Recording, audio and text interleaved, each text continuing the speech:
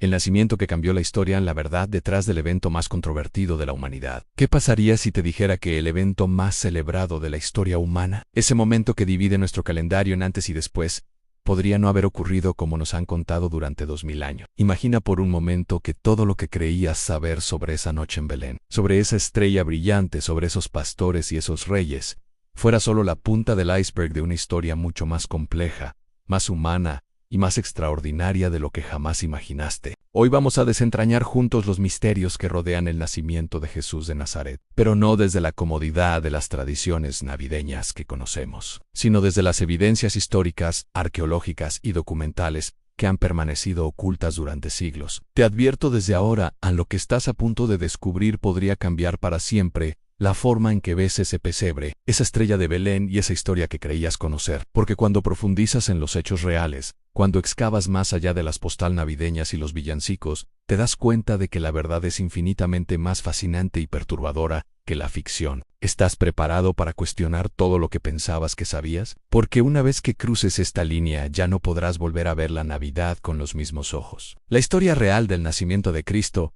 es una montaña rusa de emociones que incluye terror político, conspiraciones imperiales, refugiados desesperados y un misterio astronómico que aún hoy hace temblar a los científicos. Y si me acompañas hasta el final de este viaje, te prometo que entenderás por qué este nacimiento no solo cambió la historia de la religión, sino el curso completo de la civilización occidental. Pero antes de sumergirnos en esta investigación que podría sacudir tus creencias más profundas, necesito pedirte algo que me ayudará a seguir trayendo contenido de esta calidad. Si este tema te intriga tanto como a mí, si sientes esa curiosidad ardiendo en tu pecho preguntándote qué secretos estamos a punto de revelar, te pido que hagas clic en ese botón de like ahora mismo. No es solo un gesto, es una declaración de que estás dispuesto a enfrentar verdades incómodas. Y si realmente quieres ser parte de esta comunidad de buscadores de la verdad, ese botón de suscripción te está esperando. Porque lo que vamos a explorar hoy es solo el comienzo de una serie de revelaciones que van a hacer que cuestiones todo lo que creías saber sobre la historia. Ahora sí, empecemos con una pregunta que debería quitarte el sueño. ¿Por qué los evangelios de Mateo y Lucas, los únicos que narran el nacimiento de Jesús, cuentan historias completamente diferentes? ¿Por qué Marcos y Juan, dos de los textos más antiguos del cristianismo primitivo, ni siquiera mencionan el nacimiento? ¿Es posible que estemos ante dos versiones irreconciliables de un mismo evento? La respuesta te va a sorprender y probablemente te va a inquietar. Mateo nos habla de magos del Oriente, de una estrella misteriosa, de Herodes el Grande ordenando una masacre infantil, y de una familia huyendo hacia Egipto como refugiados. Lucas, por otro lado, nos presenta una historia completamente diferente en pastores en el campo, ángeles anunciando buenas nuevas, un censo romano, y una familia que tranquilamente regresa a Nazaret después del nacimiento. Son dos relatos que parecen describir eventos completamente distintos. ¿Cómo es posible que dos testigos del mismo milagro cuenten versiones tan contradictorias? Esta contradicción no es un detalle menor que podamos ignorar cómodamente. Es la primera grieta en la narrativa tradicional,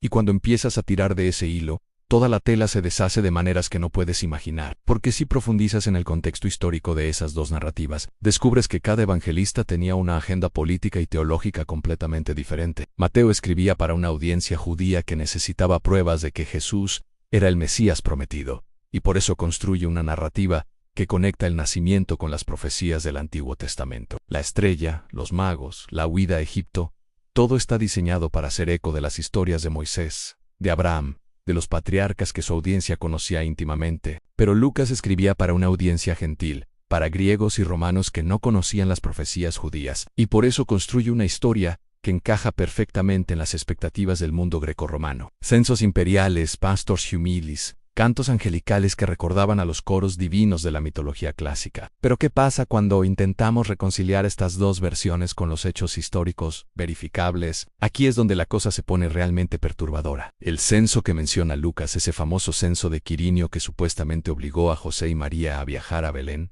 tiene un problema cronológico devastador. Quirinio fue gobernador de Siria en el año 6 después de Cristo, no antes. Herodes el Grande, el rey que según Mateo ordenó la masacre de los inocentes, murió en el año 4 a.C.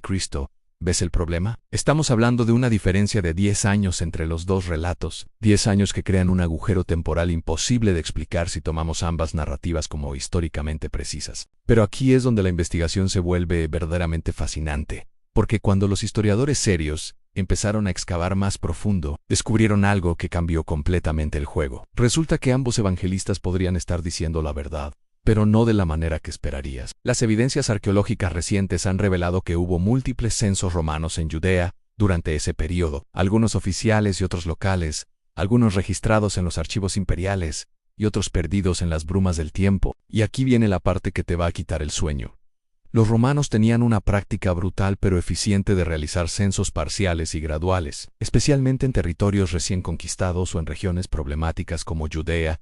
No era raro que un censo se extendiera durante varios años, con diferentes fases y diferentes autoridades responsables. Es posible que Lucas se esté refiriendo a una fase preliminar de un proceso censal más amplio, que culminó bajo Quirinio años después. Los papiros encontrados en Egipto en las últimas décadas han confirmado que los romanos efectivamente realizaban estos procesos graduales, y que era común que las familias tuvieran que registrarse en sus ciudades de origen tribal, exactamente como describe Lucas. Pero entonces, ¿qué pasa con Herodes? ¿Realmente ordenó una masacre de niños en Belén? La evidencia histórica sobre Herodes el Grande pinta el retrato de un rey paranoico, brutal y completamente capaz de ordenar el asesinato de niños si percibía una amenaza a su trono. Este era el mismo hombre que ejecutó a su esposa Mariamne, a su suegra Alexandra, y a sus propios hijos Alexander y Aristóbulo cuando sospechó que conspiraban contra él. Flavio Jósefo, el historiador judío del primer siglo, documenta meticulosamente las atrocidades de Herodes. Pero aquí es donde la historia se vuelve aún más inquietante. Josefo, que registra prácticamente cada crimen de Herodes con detalle mórbido,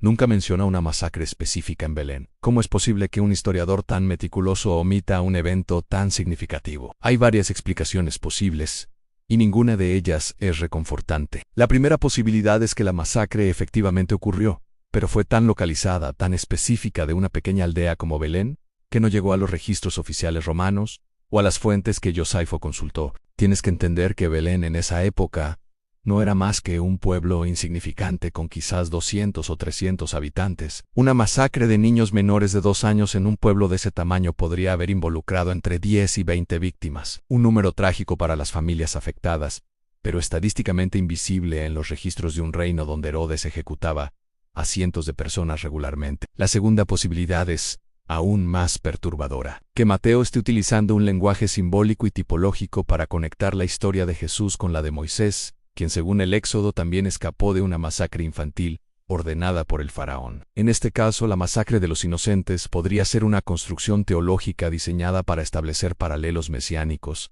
no un evento histórico literal. Pero hay una tercera posibilidad, que es la más inquietante de todas, que tanto Mateo como Lucas estén combinando tradiciones orales fragmentadas y recuerdos históricos reales, de una manera que hace imposible separar completamente el hecho de la interpretación. Porque cuando estudias cómo funcionaba la memoria comunitaria en las culturas orales del primer siglo, descubres algo fascinante y aterrador. Las comunidades judías del primer siglo tenían una tradición extraordinaria de preservar historias mediante la repetición oral, pero esta preservación no era fotográfica, era interpretativa, teológica, design para transmitir verdades más profundas que los meros datos cronológicos. Cuando una comunidad recordaba el nacimiento de su líder espiritual, no se enfocaba en crear un registro periodístico preciso, sino en preservar el significado teológico y la importancia existencial de ese evento. Esto significa que las contradicciones entre Mateo y Lucas podrían no ser errores históricos, sino diferentes perspectivas comunitarias sobre el mismo evento fundacional, cada una enfatizando aspectos distintos del significado de ese nacimiento para sus respectivas audiencias. Pero aquí es donde las cosas se vuelven realmente escalofriantes para cualquier persona que busque certeza histórica absoluta, porque si aceptas esta explicación, tienes que enfrentar la posibilidad de que nunca podremos reconstruir con precisión matemática lo que realmente pasó esa noche en Belén. Los evangelios no son reportes periodísticos, son documentos teológicos escritos décadas después del evento, por personas que interpretaron tradiciones orales a través del filtro de sus propias experiencias de fe y persecución. Esto no los hace menos valiosos, pero sí los hace infinitamente más complejos de interpretar históricamente. Y aquí llegamos a una de las evidencias más fascinantes y perturbadoras de toda la investigación, la estrella de Belén. Durante siglos, teólogos y escépticos han debatido si este fenómeno astronómico realmente ocurrió o si fue una invención simbólica. Pero en las últimas décadas, los astrónomos han hecho descubrimientos que van a hacer que reconsideres completamente esta parte de la historia. Porque resulta que sí hubo eventos astronómicos extraordinarios durante los años que rodean el nacimiento de Cristo. La evidencia astronómica es absolutamente devastadora para los escépticos que afirmaban que la estrella de Belén era pura ficción teológica. Los cálculos astronómicos modernos han identificado varios fenómenos celestes extraordinarios que ocurrieron entre los años 7 y 4 a.C., exactamente en la ventana temporal donde los historiadores ubican el nacimiento histórico de Jesús. En el año 7 a.C., hubo una triple conjunción de Júpiter y Saturno en la constelación de Piscis. Un evento astronómico tan raro que ocurre solo una vez cada 800 años. Para los magos caldeos y babilonios, expertos en astrología que seguían los movimientos planetarios con precisión matemática, esta conjunción habría tenido un significado profético explosivo. Júpiter era considerado el planeta del rey de los dioses. Saturno estaba asociado con la justicia y el juicio divino, y Piscis era la constelación conectada tradicionalmente con el pueblo judío. Una triple conjunción de estos cuerpos celestes habría sido interpretada como el anuncio del nacimiento del rey mesiánico de los judíos. Pero la evidencia astronómica no termina ahí, y aquí es donde la cosa se vuelve verdaderamente espeluznante. En el año 5 a.C., los registros astronómicos chinos documentan la aparición de una estrella invitada en la constelación de Capricornio, lo que los astrónomos modernos interpretan como una nova o supernova. Los chinos mantenían registros astronómicos meticulosos, porque creían que los eventos celestes predecían cambios dinásticos, y esta estrella invitada fue visible durante más de 70 días. ¿Es coincidencia que esta aparición estelar ocurriera exactamente en la ventana temporal del nacimiento de Cristo? Pero hay más. Mucho más. Y cada pieza de evidencia que examinamos hace que el rompecabezas sea más fascinante y más inquietante. En el año 3 a.C., hubo una conjunción aún más espectacular entre Júpiter y Venus, los dos planetas más brillantes del sistema solar, que los habría hecho aparecer como una sola estrella extraordinariamente luminosa en el cielo nocturno. Este evento astronómico habría sido visible a simple vista y habría capturado la atención de cualquier observador del cielo en el mundo antiguo. Los astrónomos que han estudiado este fenómeno usando software de simulación astronómica han confirmado que esta conjunción habría sido visible desde Babilonia hasta Jerusalén, siguiendo exactamente la ruta que Mateo describe para el viaje de los magos. Pero aquí viene la parte que te va a dar escalofríos aun cuando mapeas el movimiento aparente de esta conjunción.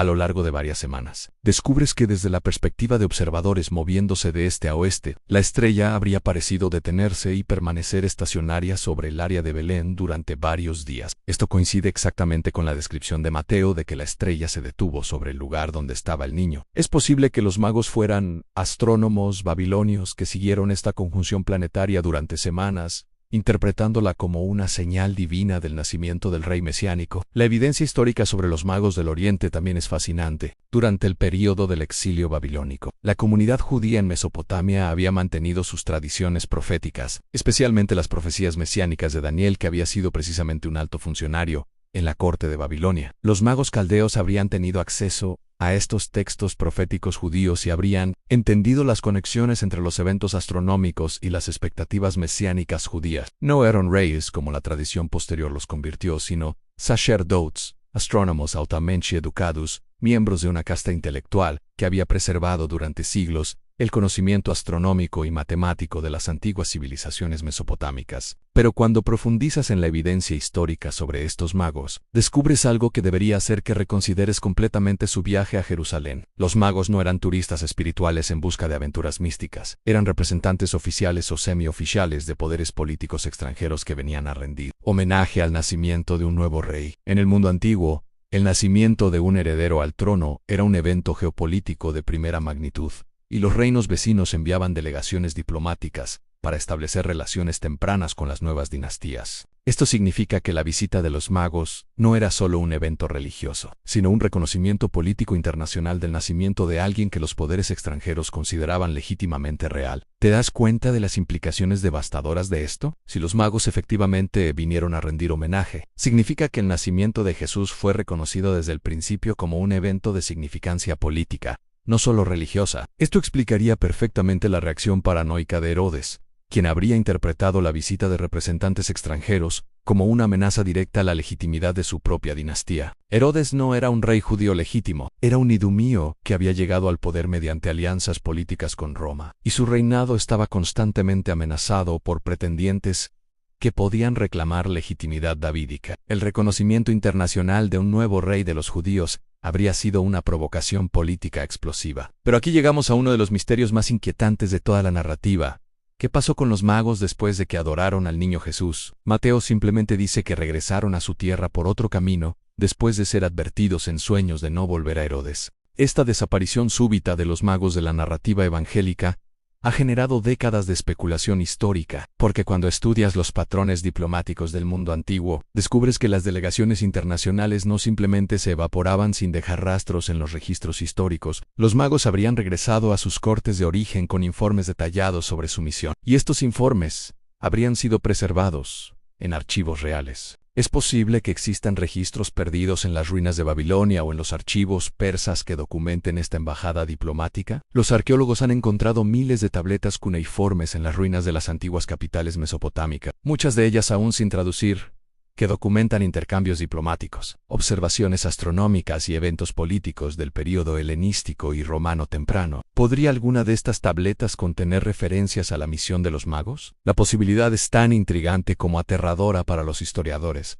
porque un registro independiente no cristiano del nacimiento de Jesús cambiaría completamente el juego de la investigación histórica. Pero mientras esperamos que los arqueólogos descifren esos archivos antiguos, podemos examinar otra línea de evidencia que es igual de fascinante. Las tradiciones orales preservadas en las comunidades cristianas orientales que nunca perdieron contacto con las iglesias de Mesopotamia. Estas tradiciones, transmitidas durante siglos en siríaco, árabe y persa, contienen detalles sobre los magos que no aparecen en los evangelios canónicos, han sus nombres Gaspar, Melchor y Baltasar, sus reinos de origen, el tiempo exacto de su viaje, incluso descripciones detalladas de los regalos que trajeron, y su significado simbólico. ¿Son estas tradiciones posteriores invenciones folclóricas o preservan fragmentos de memoria histórica auténtica que se perdieron en las versiones occidentales de la historia? La pregunta sobre la autenticidad de estas tradiciones orientales nos lleva a uno de los aspectos más inquietantes de toda la investigación histórica sobre el nacimiento de Cristo, la realización de que probablemente hemos perdido enormes cantidades de información histórica primaria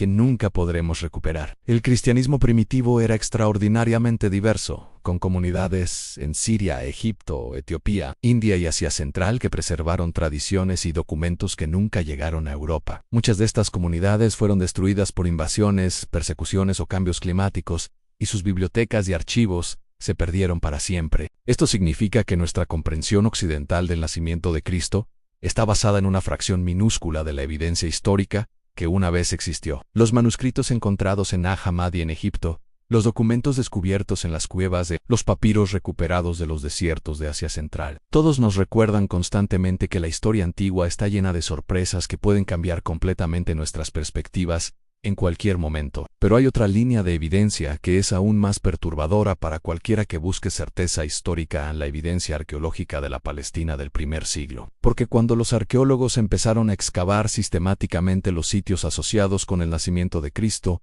descubrieron que la realidad histórica era infinitamente más compleja de lo que cualquier narrativa evangélica había sugerido. Belén del primer siglo no era el pueblo pastoral e idílico de las postales navideñas, era una comunidad agrícola trabajadora, probablemente con una población de alrededor de 300 personas, ubicada en una región que había sido devastada por décadas de conflicto político y ocupación militar romana. Las excavaciones han revelado evidencias de violencia recurrente, destrucción y reconstrucción que pintan un retrato de una comunidad constantemente bajo estrés. Las excavaciones arqueológicas en la Basílica de la Natividad en Belén han revelado capas de construcción que se extienden desde el período bizantino hasta la época romana temprana. Pero identificar estructuras específicas del siglo I ha resultado extraordinariamente difícil. Esto es en parte porque Belén fue destruida y reconstruida varias veces durante las revueltas judías contra Roma, especialmente durante la Gran Revuelta del 66 a 73 después de Cristo y la revuelta de Bar Kokhba del 132-135.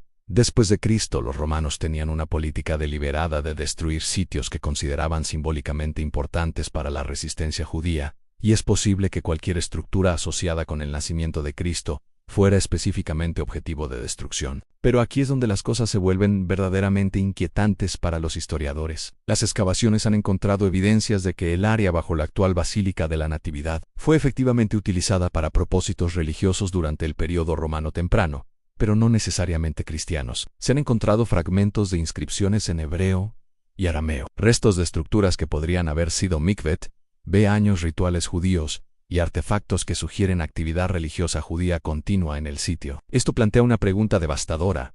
¿Es posible que el sitio tradicional de la Natividad fuera inicialmente un lugar sagrado judío, que solo posteriormente fue reinterpretado como cristiano? La evidencia arqueológica no es concluyente en ninguna dirección, pero sí revela que la memoria comunitaria sobre el sitio exacto del nacimiento era lo suficientemente fuerte como para sobrevivir 3 siglos de persecución, destrucción y reconstrucción. Cuando el emperador Constantino legalizó el cristianismo en el siglo IV y su madre Helena hizo su famoso peregrinaje a Tierra Santa, los cristianos locales pudieron señalar con confianza la ubicación específica donde creían que había nacido Cristo. Pero la evidencia arqueológica más fascinante y perturbadora no viene de Belén sino de Nazaret, el pueblo donde según todos los evangelios creció Jesús. Durante décadas los escépticos argumentaron que Nazaret ni siquiera existía en el siglo I, que era una invención posterior diseñada para conectar a Jesús con las profecías mesiánicas sobre el Nazareno. Este argumento parecía devastador para la historicidad de los evangelios, porque si Nazaret no existía, entonces toda la narrativa de la infancia de Jesús se desmoronaba. Pero las excavaciones arqueológicas de las últimas décadas han demolido completamente esta teoría escéptica de maneras que nadie esperaba. No solo Nazaret existía en el siglo I, sino que era una comunidad judía extraordinariamente conservadora, observante y tradicionalista. Los arqueólogos han encontrado numerosos mikvat, evidencias de estricto cumplimiento de las leyes de pureza ritual. Y lo más fascinante de todo, indicios de que la comunidad mantenía tradiciones davídicas orales sobre su linaje tribal. Esto significa que la conexión entre Nazaret y las expectativas mesiánicas no era una invención evangélica posterior, sino una memoria comunitaria auténtica que se remontaba al período del Segundo Templo. Los habitantes de Nazaret del siglo I realmente creían que descendían del linaje de David, y esta creencia habría hecho de cualquier pretendiente mesiánico de Nazaret automáticamente plausible para las audiencias judías de la época. Pero aquí llegamos a uno de los misterios más profundos de toda la investigación. ¿Cómo una familia de Nazaret terminó dando a luz en Belén? La explicación tradicional del censo de Lucas ha sido cuestionada por la evidencia cronológica que ya examinamos, pero hay otras posibilidades históricas que son aún más fascinantes y perturbadoras. Una de las teorías más intrigantes que han emergido de la investigación histórica reciente sugiere que José y María no viajaron a Belén por un censo, sino porque eran refugiados políticos huyendo de la violencia sectaria que plagaba Galilea durante ese período. Los registros de Flavio Josefo documentan extensas campañas militares romanas en Galilea durante los años que preceden el nacimiento de Cristo, incluyendo la destrucción de ciudades rebeldes y la venta de poblaciones enteras como esclavas. Sepphoris, la capital regional a solo 6 kilómetros de Nazaret, fue completamente destruida por los romanos alrededor del 4 a.C., y sus habitantes fueron dispersados como refugiados por toda la región. Es posible que José y María fueran parte de esta crisis humanitaria más amplia, buscando refugio con parientes en Judea mientras Galilea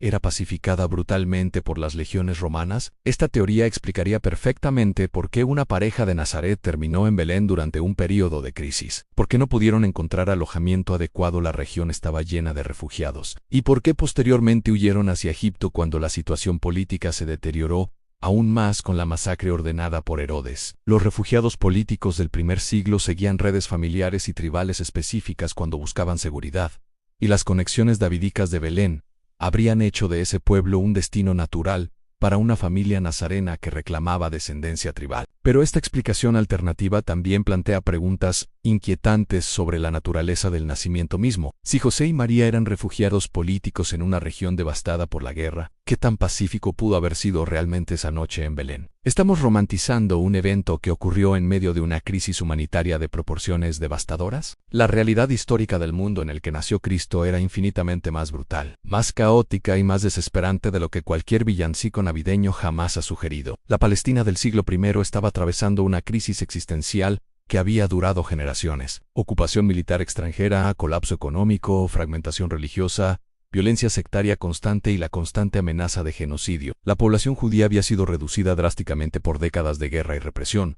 Las instituciones tradicionales estaban desintegrándose y la desesperación había alcanzado niveles que hacían que muchos creyeran genuinamente que estaban viviendo los últimos días del mundo. En este contexto de apocalipsis social, el nacimiento de un niño que las tradiciones comunitarias identificaron como el Mesías prometido no era solo un evento religioso, sino una declaración de resistencia política y espiritual contra un sistema que parecía diseñado para destruir toda esperanza. ¿Entiendes ahora por qué los primeros cristianos estaban dispuestos a morir por su fe? No estaban defendiendo una filosofía abstracta sobre la vida después de la muerte. Estaban afirmando que habían presenciado el nacimiento de un nuevo mundo en medio del colapso completo del antiguo. La evidencia histórica sugiere que las comunidades judías del siglo I realmente creían que estaban viviendo en tiempos mesiánicos, y que cualquier evento extraordinario podía ser interpretado como confirmación de que las profecías se estaban cumpliendo. El nacimiento de Cristo ocurrió en este contexto de expectación mesiánica heightened, lo que explicaría tanto la intensidad de la respuesta de sus seguidores como la violencia de la reacción de las autoridades establecidas. Pero aquí llegamos al corazón más perturbador de toda la investigación: la evidencia sobre lo que realmente pasó durante los primeros años de vida de Jesucristo. La evidencia sobre lo que realmente pasó durante los primeros años de vida de Cristo, después de su nacimiento en Belén, es tan escasa que resulta aterradora para cualquier historiador. Entre el nacimiento y el comienzo del ministerio público de Jesús, a los 30 años, los evangelios nos ofrecen prácticamente nada en una visita al templo a los 12 años, en Lucas, YS 30 años de vida completamente oscuros, 3 décadas de existencia que desaparecen en un agujero negro histórico que ha generado más especulación y teorías conspirativas que cualquier otro período de la vida de Cristo. Pero cuando estudias los patrones de supervivencia infantil en la Palestina del siglo I, esta ausencia de registros se vuelve aún más inquietante. La mortalidad infantil era devastadoramente alta, especialmente durante periodos de inestabilidad política y crisis económica. Aproximadamente el 40% de los niños no sobrevivían hasta los 5 años.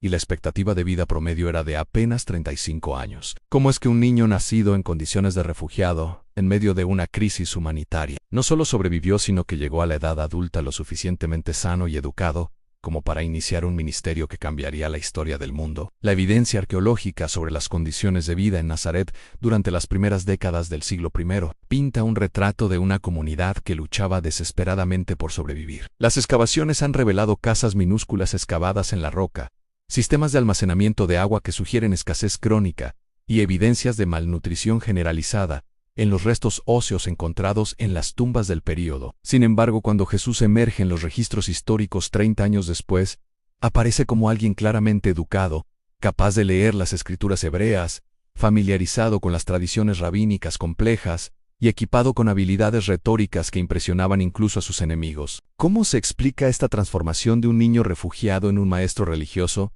extraordinariamente sofisticado? La teoría tradicional cristiana es que se trata de un milagro, de una educación divina sobrenatural que no requiere explicación histórica. Pero para los historiadores que buscan explicaciones naturales, este salto educacional presenta uno de los misterios más fascinantes del registro histórico. Algunas teorías recientes han sugerido que José no era simplemente un carpintero común, sino un constructor especializado, posiblemente involucrado en los proyectos de reconstrucción que Herodes Antipas inició en Sepphoris después de su destrucción. Sepphoris se convirtió en una ciudad helenística cosmopolita durante las primeras décadas del siglo I, con bibliotecas, escuelas filosóficas y una élite educada que habría requerido artesanos especializados para sus proyectos arquitectónicos. Es posible que Jesús creciera en este ambiente culturalmente diverso, expuesto a tradiciones educativas griegas y romanas además de las judías. Esta teoría explicaría su familiaridad posterior con conceptos filosóficos que aparecen en sus enseñanzas,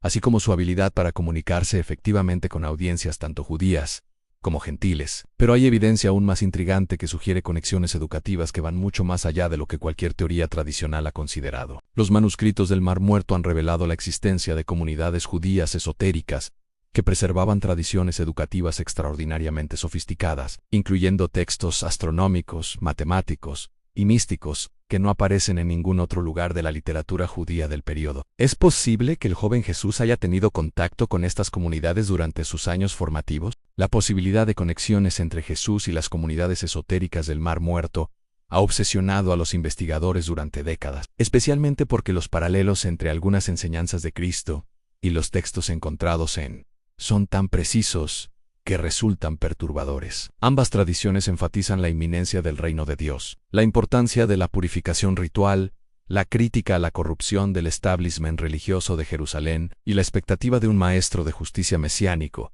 que renovaría el pacto entre Dios y su pueblo. ¿Son estas similitudes coincidencias o evidencia de que Jesús fue influenciado por tradiciones sectarias que los evangelios canónicos deliberadamente omitieron? Los eruditos que han estudiado esta posibilidad han encontrado evidencias tanto a favor como en contra, pero ninguna conclusión definitiva. Lo que sí sabemos es que las comunidades esotéricas del primer siglo mantenían redes educativas secretas que conectaban grupos dispersos a través de toda la región mediterránea. Estos grupos preservaban tradiciones místicas, textos apócrifos y prácticas rituales que las autoridades religiosas oficiales consideraban peligrosas o heréticas. Si Jesús efectivamente tuvo contacto con estas redes durante sus años perdidos, esto explicaría tanto la sofisticación teológica de sus enseñanzas como la reacción hostil de las autoridades establecidas cuando comenzó su ministerio público. Pero aquí llegamos a la parte más escalofriante de toda la investigación, porque cuando intentas rastrear las fuentes de estas tradiciones esotéricas, descubres conexiones que se extienden hasta Babilonia, Egipto, Persia e incluso India. Es posible que el niño que nació en Belén fuera educado en tradiciones que incorporaban sabiduría de civilizaciones que se extendían a través de todo el mundo conocido. Esta posibilidad nos lleva al corazón del misterio más profundo sobre el nacimiento de Cristo. La pregunta de si estamos ante un evento puramente local y judío, o ante la culminación de corrientes espirituales e intelectuales que habían estado convergiendo desde múltiples civilizaciones durante siglos. Las tradiciones preservadas en las iglesias orientales afirman que los magos que vinieron a adorar al niño Cristo representaban no solo a Mesopotamia, sino a Persia y India, y que regresaron a sus tierras llevando noticias del nacimiento mesiánico que establecieron las primeras iglesias cristianas en esas regiones. Si estas tradiciones contienen algún elemento histórico auténtico, entonces el nacimiento en Belén no fue solo el comienzo del cristianismo occidental, sino el punto focal de una red intercultural de expectación mesiánica que se había estado desarrollando durante generaciones. Los textos budistas del período contienen referencias a un maestro de compasión, que nacería en el oeste y renovaría las enseñanzas espirituales del mundo. Los textos zoroastrianos hablan de un Salvador mundial que nacería de una virgen y traería luz a las tinieblas. Las tradiciones herméticas egipcias preservan profecías sobre un Hijo de Dios que reconciliaría los mundos divino y humano. ¿Son estas paralelos independientes o evidencia de que las expectativas mesiánicas del siglo I eran parte de un fenómeno intercultural más amplio? La investigación académica reciente ha comenzado a explorar estas conexiones con resultados que son tan fascinantes como perturbadores, porque si las diferentes tradiciones del mundo antiguo estaban realmente convergiendo hacia la expectativa de un evento mesiánico universal, entonces el nacimiento en Belén adquiere una significancia histórica que trasciende completamente las categorías religiosas o culturales específicas. Estamos llegando al clímax de nuestra investigación, y la evidencia que hemos examinado nos ha llevado a una conclusión que debería cambiar para siempre la forma en que entendemos no solo el nacimiento de Cristo, sino el curso completo de la historia humana. Porque cuando conectas todas las piezas del rompecabezas, las evidencias astronómicas, los registros históricos fragmentados, las tradiciones orales preservadas, las descubiertas arqueológicas, las conexiones interculturales, emerge un retrato del nacimiento de Cristo que es infinitamente más complejo, más universal y más revolucionario de lo que cualquier narrativa tradicional había sugerido jamás. No estamos ante la historia de un evento religioso localizado en una cultura específica, sino ante la culminación histórica de corrientes espirituales, políticas e intelectuales que habían estado convergiendo durante siglos desde múltiples civilizaciones. El niño que nació esa noche en Belén no llegó a un mundo que no lo esperaba. Llegó a un mundo que había estado preparándose para su llegada durante generaciones. Un mundo donde los astrónomos babilonios leían las estrellas buscando señales mesiánicas, donde los refugiados judíos preservaban esperanzas proféticas de liberación, donde las comunidades esotéricas mantenían tradiciones místicas sobre la renovación espiritual del mundo, donde las redes comerciales e intelectuales del Imperio Romano habían creado por primera vez en la historia una infraestructura global para la propagación rápida de nuevas ideas. Pero aquí viene la parte que debería quitarte el sueño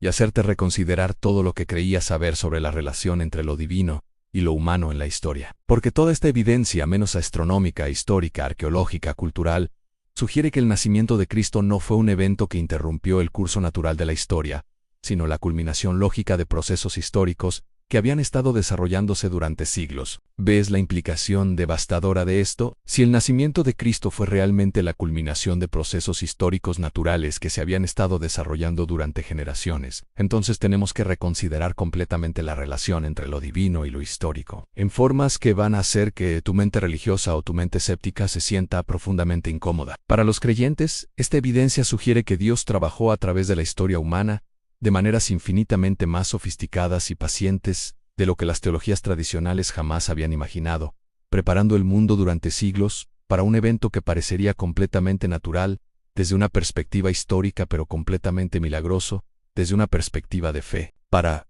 los escépticos, esta misma evidencia sugiere que el impacto histórico del cristianismo no puede ser explicado simplemente como la propagación de una ilusión religiosa, sino como la respuesta humana a convergencias históricas reales que efectivamente marcaron un momento crucial en el desarrollo de la conciencia humana. En otras palabras, independientemente de tus creencias religiosas, la evidencia histórica sobre el nacimiento de Cristo te fuerza a concluir que algo extraordinariamente significativo realmente ocurrió durante esos años alrededor del cambio de era, algo que cambió permanentemente la trayectoria de la civilización humana, de formas que aún estamos tratando de entender completamente. Pero aquí llegamos a la pregunta final que debería obsesionarte durante las próximas semanas en sí.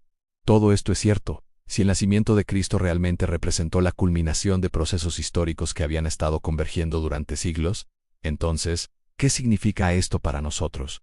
2000 años después, ¿estamos viviendo en las consecuencias finales de ese evento? ¿O estamos en medio de procesos históricos similares que culminarán en eventos futuros que cambiarán la historia de maneras que no podemos ni imaginar? Las implicaciones de esta pregunta son absolutamente escalofriantes cuando consideras que los patrones históricos que culminaron en el nacimiento de Cristo, convergencia intercultural, crisis política y económica, desesperación espiritual generalizada, expectativas apocalípticas, revoluciones en comunicación y transporte, son exactamente los mismos patrones que caracterizan nuestro mundo contemporáneo. Estamos viviendo en una era de globalización sin precedentes, donde las tradiciones espirituales de múltiples civilizaciones están interactuando de formas completamente nuevas. Estamos experimentando crisis políticas y económicas que han generado niveles de refugiados y desplazamiento humano comparables a los del siglo I.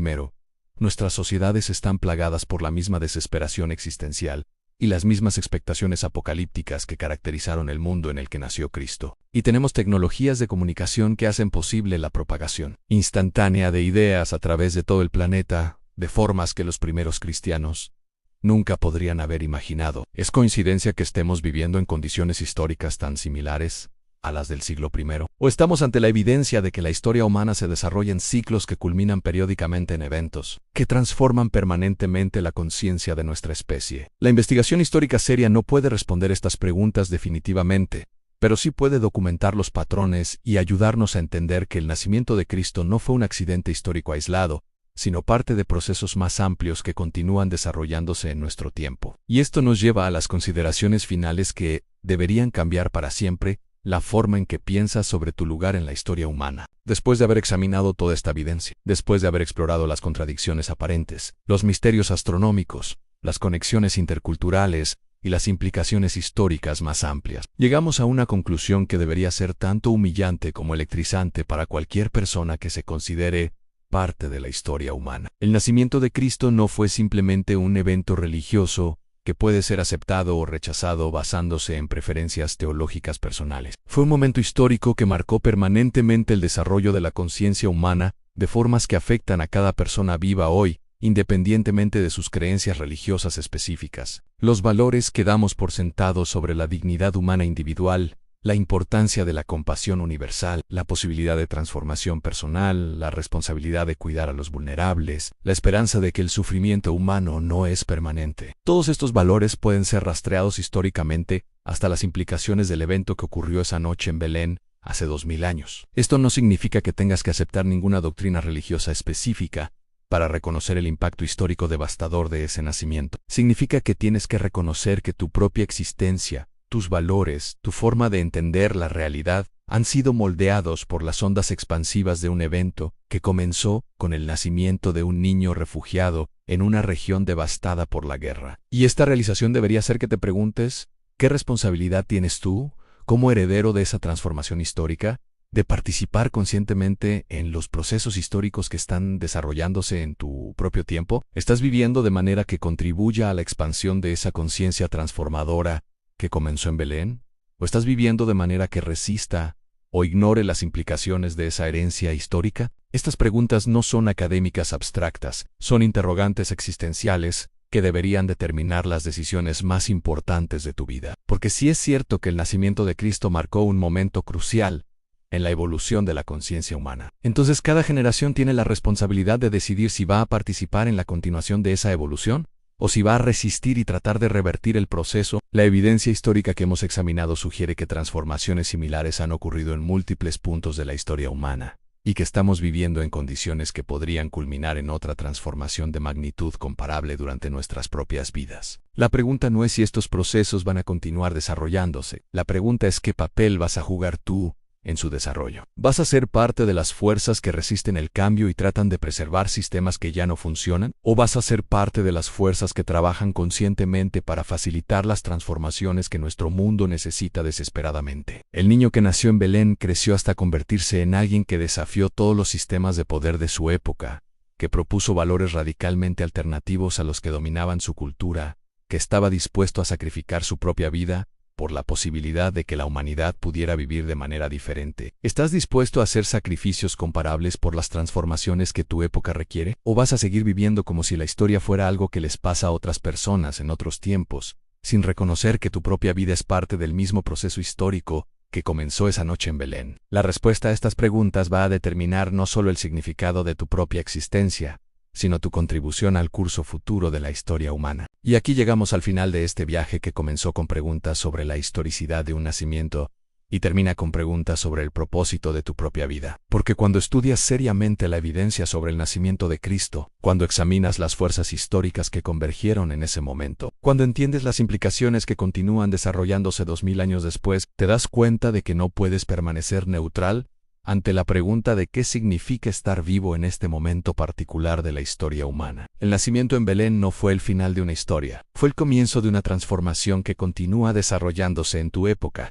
en tu comunidad, en tu propia vida. Y ahora tienes que decidir qué vas a hacer con esa realización. La evidencia histórica que hemos examinado no puede tomar esa decisión por ti, pero sí puede ayudarte a entender que la decisión que tomes tendrá consecuencias que se extenderán mucho más allá de tu propia existencia. Porque si algo nos enseña la historia del nacimiento de Cristo es que los eventos aparentemente pequeños e insignificantes pueden tener implicaciones que transforman permanentemente el curso de la civilización humana. Tu vida, tus decisiones, tu respuesta a las crisis de tu época podrían ser parte de procesos históricos que culminarán en transformaciones que las generaciones futuras recordarán como momentos cruciales en el desarrollo de la conciencia humana. ¿Estás dispuesto a vivir con esa responsabilidad o vas a seguir pretendiendo que tu existencia no tiene conexión con los procesos históricos más amplios que definen tu época? Si este análisis te ha impactado, si estas preguntas te están quitando el sueño, si sientes que necesitas profundizar más en estas cuestiones que podrían cambiar completamente tu perspectiva sobre la vida,